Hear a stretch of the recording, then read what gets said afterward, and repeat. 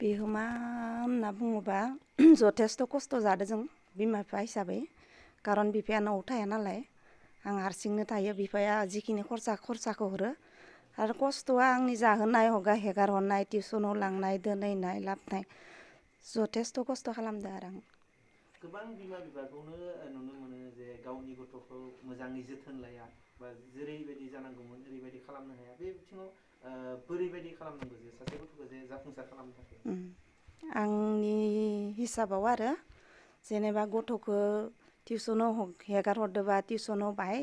जायनियाव tuition होगोन बिनि बिथां बा सार बा मिस जियानो जायाथो माने कानेक्सन थानांगौ जेनेबा टिउसन हेगार होखांनानै थांबाय ना मोनहैबाय ना मोनहैयाखै बा टिउसननिफ्राय फैनाय टाइमाव सुटि जानाय टाइमखौथ' बिमा बिफाया मिथिखायो ओमफ्राय सोंनांगौ बा टिउसन टाइमाथ' खतम जाबाय फैबायना फैयाखै बा सुटि जाबायना जायाखै टाइमनि अभार जादोंबा बाहाय नागिरनांगौ बा निजे माने गुरुत्थ' लानांगौ आरो बेखिनिखौनो बुंगोन आरो आंनि गथ'खौथ' आं एसेबां खस्थ' खालामनाङाखै आं बिमा हिसाबै माने जिखिनि खालामनांगौ जाहोनांगौ आं फोथि खालामनांगौ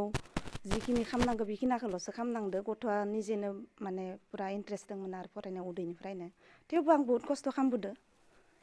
खस्थ' खालामनायनि फिथाइखौ बाय मोननाय बायदि मोनदों आरो दा आरो बहुद दोङो मोननो गोनां साननायाथ' बहुद गोजौआलासि दोङो उननिखौ उनाव मिथिसिगोन आरो दायालासे जिखिनि रिजाल्ट मोनबाय दा बर्थमान बेयावबो जों माने खुखि आरो बिमा बिफा हिसाबै खारन जों बिमा बिफा ज' थालायनो मोना नालाय डिफेन्सनि सार्भिसखौथ' मिथिखायो हारसिं बिमा थानानै गथ'फोरखौ फेदेरनांगौ बेखिनियानो आरो जिहेतु गोबां बिमाफोरानो जे गथ'खौ गावनि गथ'खौ जोथोन लायैनि उनाव गोबां गाज्रि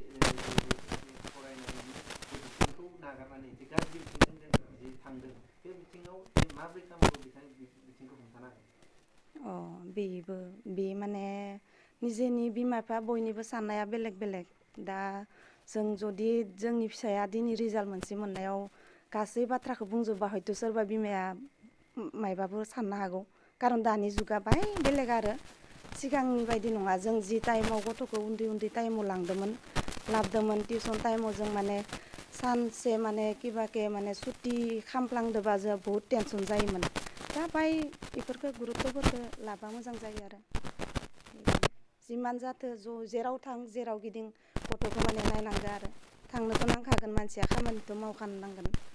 बेनो आरो ओमफ्राय मोजां नोजोर होनांगौ आंनि फिसाज्लाया MBBSआव माने सिट मोननायखौ बहुद गोजोननाय मोन्दों माने बहुद खस्थ'बो खालामदों माने बे खस्थ'नि फलखौ मोननायनि थाखाय माने बहुद गोजोननाय मोन्दों आरो मोनाव बेखिनियानो आरो बेनि उनाव जिहेथु खस्थ' खालामब्लाथ' माबा नङा माबा मोनसे फिथाइ मोनखायो नालाय बेनिखायनो गोजोननाय मोनबाय आरो जिहेतु गोबांखौनो जे गथ'फोरखौ नुनो मोनो जे गावनि गथ'खौ जे मोजाङै जे सोलोंथाइ होनायाव जे मुखुब जाया जे गावनि गथ'खौ जेरैबायदि एगारनो हायो बे बिथिङाव सासे नोंथाङा जे जाफुंसार बिफा हिसाबै मा बुंनो सानो थ' गोबां गथ' माने बेनो दा जों बिमा बिफा जानानैहा जोंनि गथ' गथायफोरखौ नायनांगौआ जोंनि कर्तब्य आरो नायखानांगोन आरो दानि दिनाव रावबो फरायनो हायि बिमा बिफा गैया सबबो फरायनो हानाय गोजा सबबो रोंजोबखागौ माने क्लास 10, 9 माने मेट्रिक पास खालामनाय प्राय भागखौनो मोनो दा बेनि हिसाबाव माने गथ' गथायखौ एसे नायनांगौ फरायनायनि खेथ्रआव बा खेला दुलायानो जा मायाबा गान बाजना मिउजिकआनो जा बेफोरावबो माने हेगार हरोब्लाबो सोंनाय फिननाया थाफिननांगौ बहा थांदोंमोन बहानिफ्राय फैदो बा थांदोंना थाङाखै बेनो आरो नोंथांनि जे गथ'खौ फरायनायाव माबोरै बिहोमा होदोंमोन जिहेतु नोंथाङा दा बे हिसाबाव आं एसे खम बुंजायो माबोरै आं न'आव थाया जेला माने आंनि मिसेसआ प्राय भाग आं बेलेगाव लाङाखै न'आवनो थायो नालाय बिसोरो दा बेनि हिसाबाव आं बहुद खम माने मोन्दों माबोरै जों बोसोराव मात्र 3 माहाल' न'आव फैयोब्ला माने गासै खामानिखौनो मिसेसआनो माने माब्लाबा हौवा मानसि जाना खामानि मावनो गोनां जायो माब्लाबा हिन्जाव मानसि जाना खामानि मावनो गोनां जायो गथ' गथाया माने माबा मोनसे जायोब्ला बिखेख करे मिसेसआनो थारमाने खामजोबनो गोनां जादों मानो होनोब्ला आंथ' न'आव थाया नालाय न'आव बिसोरनो थायो रावबो आरो इथिं उननिफ्राय नायफैनाय गैया जोंनाव दा बे हिसाबाव माने मिसेसआथ' बहुद खस्थ' खालामदों आरो बेबायदि नोंथांनि जे गथ'खौ लानायनि उनाव मा आसा खालामो? आंनि गथ'खौ लाना बेनो माने जों बहुद खस्थ' खालामनानै दा MBBS सिट मोनबाय एडमिसन होबाय बे हिसाबाव माने जोंथ' आखा बहुद खालामदो कि मोजां जाथो बा आगोलाव आरोबाव मोजां जाबावथो आरो उननि गथ' गथायफोरखौ एसे दिन्थिलांथो माने आंनियानो जा गुबुननियानो जा जायनिखि जाया माथो बेखिनिखौ माने आसा खालामो आरो आं जिहेतु नोंथांनि गथ'आ जे MBBS क्लियार खालामनानै फैयोब्ला जे ओनसोलनि थाखाय मा खालामनो थ' आं MBBS क्लियार खालामनाय फैनायनि उनाव ओरैनो जों रायज्लायखाबाय थायो न'आवलाय माने आगोलनिफ्रायनो डक्टर जाखांनायनि उनाव मा खालामनो होनना दे बेखौनो माने जोंनि एलेकायाव माने एसां डक्टरफोरनि माने एसे खमि माने मोननो थाङा हर जायोब्ला एसे 10टा 11टा 12टा बाजियाव थांबाथ' डक्टरखौनो मोना लागो थ' ई हिसाबाव आं नुदों माने मोजां फरायनानै माने माबाफोर मोनसे हस्पिटाल बा खुलिनो हायोब्ला बा सोरखौबा मोजां माबायाव थानो हायोब्ला माने एसे रायजो राजानि एसे सुबिदाखौ होनांगौ थाखा फैसायाथ' सबनोबो नांगौ सबबो माने थाखा फैसा नङाबा सोलिनो हाया बेनिखायनो थेवब्लाबो माने एसे माने नायनांगौ आरो खारन दानि दिनाव थारमाने सबबो लुगैजायो गावनि एरियायाव माने एसे नायनांगौ होननानैहा नोंथाङा सासे बिफा हिसाबै जे साफ्रोमबो जे बिफाखौ जे गावनि गथ'खौ जे जौगाहोनाय बा जायखिजाया बिथिङाव जे माबोरै बिहोमा होनांगौ बा माबोरै जौगाहोनांगौ बे बिथिङाव नोंथाङा मा बुङो? दा बेनो गथ' गथायखौ जौगाहोनांगौब्ला गासैबो बिफाफोरानो बा बिमाफोरानो माने एसे नोजोर होनांगौ माबायदि गथ'आ स्कुलनिफ्राय फैबा फैनाय लोगो लोगो ओंखाम जाहोना सोंनो हानांगोन फैबायना बाबु होननानैहा बा टिउसन दंबा टिउसन थांनो हेगारहरनो हानांगोन मिथिनांगोन आरो सबबो गासैबो मिथिजोबखायो जे माने फरालेखा नङाबा दानि दिनाव जेबो गैया बेनिखायनो बाहाय एसे बिमा बिफाया नोजोर होनांगौ गावनि गथ'नि सायाव माने टिउसननिफ्राय फैब्ला टिउसनाव थांमारदोंना थांमाराखै स्कुलनिफ्राय फैयोब्ला स्कुल थांमारदोंना थांमाराखै फरायाखै एग्जाम होना फैदोंबा लिरदोंना लिराखै बेखौ सोंनांगौ बिमा बिफाया एसे बेनो आरो आङो दा 6 तारिखै एडमिसन लाबाय जरहाट मेडिकेल कलेजाव एन्ड खस्थ' होनोब्ला ओरैनो फरायनायनि बे मेटेरियल्स खिनाखौथ' कालेक्ट खालामनो हायो खस्थ'आ बेयाव गैया थारमाने खस्थ'आ दोङो माबायाव मोनखांनानैबो जे कनसेन्ट्रेट खालामनाया खस्थ'आ बेयाव बाहाय बारा दोङो आरो जागा लाना जागा सोलायो बेनिफ्राय 12आवबो आङो न'नि बाहेरायाव दंमोन बेनिफ्राय आं 12आ टंलायाव जादोंमोन बेनिफ्राय आं बेखौ खालामनायनि उनाव कचिङावबो बाहेरायाव थानायसै पिजिआव आकाशआव कचिं खालामनायाव स' बेयाव माने जागा सोलायबा कनसेन्ट्रेसना बेयाव माने बाहाय डिस्टार्ब जानो चान्स थायो आरो स' प्रब्लेमा इयाव आरो बाहाय कनसेन्ट्रेसनखौ माने प्लेसाव लाबोनो थाखाय प्रब्लेमा बेखिनियानो ओमफ्राय बाखि आरो एक्सटार्नेल बेलेग प्रब्लेम थायो थेवबो मेनेज खालामनो हाबा इमान प्रब्लेम गैया आरो टाइम लानानै बाहाय फरायबा आरो गिबियाव नों फंबाया बहा फरायजेनदोंमोन? आंनि स्कुलिंआ रेनब' इंलिश स्कुल गरेस्वर बेनिफ्राय आंनिया 11-12 आंनिया टंलायाव नेसनेल पाइनियार जुनियर कलेज बेनि उनाव कचिं लानानै दा निट क्लियार जाबाय बेसेबां दिन कचिं लानाय आं ओरैनो कचिंआ 1 इयारनिमोन खिन्थु फार्स्ट स्टार्टिं जादों आंदो माबा लकडाउनदो जानायसै अनलाइन खालामदोंमोन बेयाव बेनिफ्राय खाननैसो माने लिंनायसै अफलाइननि थाखाय बेयाव आक' सेकेन्ड लकडाउन जानानै थारमाने न'आवनो फैफिननो गोनां जाबाय आरो स' इसानो बाहाय डिस्टार्ब जाबाय आरो क्लासआ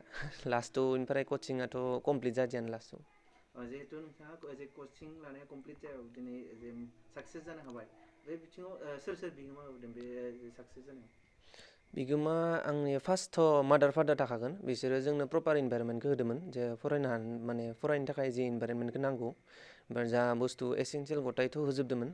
ओमफ्राय सेकेन्डआव जाफोर आंखौ अफलाइनाव थारमाने अफलाइन खाननैसो जानायावनो थारमाने किसुमान टिचारफोरा बहुत हेल्प खालामदों आरो किसुमान साबजेक्टआव 11नि आंना जितु सिलेबासा बाहाय उइक दंमोन स' बेयाव biology teacher physics teacher chemistry teacher बिसोर बाहाय हेल्प खालामनायसै आरो जिहेतु इयुनाव फंबाया जिहेतु डाक्टर जायोब्ला जे इयुननि थाखाय मा सानगोन? इयुननि थाखाय आङो साननाया बेनो जे आं MBBS क्लियार खालामनायनि उनाव आङो PG खालामनो लुगैयो बेनिफ्राय जाहाथे दा जाय यंगार स्टुडेन्टफोर दङ बिसोरखौ जायनो आंखौ सोंगोन इसोरखौ आङो जा गाइड खालामगोन जाय माने मिथिनो लुगैयो आरो इनिफ्राय माने गाइडबो खालामगोन निजायबो फरायगोन इनिफ्राय प्लास आं हायार एजुकेसन लाबावनो गोसो दङ आरो बे फंबायाथ' जिहेतु दिनै साक्सेस जानो हाबाय जे इयुनाव जे उन्दै उन्दै बिथांमोना जिहेतु MBBS नि थाखाय जे एग्जाम होनो सानो बिथांमोनखौ माबोरै होनांगौ बिनि सायाव फंबाया एसे फोरमाय। MBBS खौ सानोबा फार्स्टआवनो आं बुंगोन जे क्लास